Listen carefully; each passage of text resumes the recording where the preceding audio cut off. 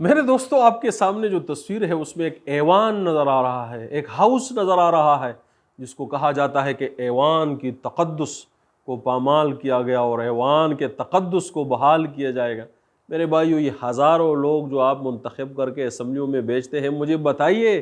کہ ان لوگوں کے اندر ایسی کیا خوبی ہے کہ آپ نے ان کو جو ہے منتخب کر کے بھیجا ہے؟ انہوں نے ان ایوانوں میں ایسی کیا قانون سازی کر دی ہے کہ جس سے غریبوں کی اور مسکینوں کی اور مزدوروں کی اور جو محتاج ہے ان کی جو ہے وہ حالت زار بہتر ہو گئی ہے؟ ملک کے اندر ایسی کون سی دودھ کی اور شہد کی نہریں بہنے لگی ہے 70-75 سالوں میں کہ ہم اس ایوان کے بوجھ کو بھی جو ہے وہ اپنے کاندھوں پر لیے پھرتے ہیں؟ ریڑھی والا جو اپنے گھر میں جو ہے وہ کھانا فراہم نہیں کر سکتا، وہ بھی اس ایوان کا بوجھ جو ہے وہ اپنے کاندھوں پر، اپنے ضعیف اور ناتواں کاندھوں پر جو ہے وہ لے کر چلتا ہے۔ یہ جو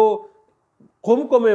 برقی قمقموں کے اندر جو ہے وہ یخ بستہ ایئر کنڈیشن کمروں میں جو قانون سازی کرتے ہیں، اس کا عوام کو کیا فائدہ ہے؟ میرے بھائیوں، اگر آپ جاننا چاہتے ہیں کہ اس ایوانوں کی کیا کارکردگی ہے تو اپنی طرف نظر ڈالیے۔ اگر آپ سمجھتے ہیں کہ آپ خوش ہیں، خوش و خرم ہیں، آپ کا لیونگ سٹینڈرڈ بہتر ہے، آپ جو ہے وہ سکون میں ہے، اطمینان میں ہے، آپ کو جو ہے وہ پوری پڑ رہی ہے، پھر تو یہ ایوان اپنا کام کر رہا ہے اور ہمیں جو ہے وہ اس کے ساتھ کنٹینیو کرنا چاہیے، اس کو جاری رکھنا چاہیے۔ لیکن اگر آپ اپنی طرف نظر دوڑائے اور آپ کہتے ہیں کہ نہیں، ہم محروم ہیں، ہم محکوم ہیں، ہماری جو ہے وہ خواہشات اور ضروریات کو پورا نہیں کیا جا رہا، میرے بھائیو یہ ایوان پھر ہمارا مجرم ہے۔ اس کی کوئی قانون سازی ہمارے لیے نہیں ہے، اس کی کوئی فائنانس جو بل پاس کرتا ہے یہ ہمارے لیے نہیں ہے۔ یہ اپنے پیٹ کے آگے جو ہے وہ سوچ نہیں سکتے، ان کو اپنی ناکوں کے نیچے جو ہے وہ کچھ نظر نہیں آتا۔ یہ جو نظام ہے یہ فرسودہ ہے، یہ جو نظام ہے یہ ہمارے اوپر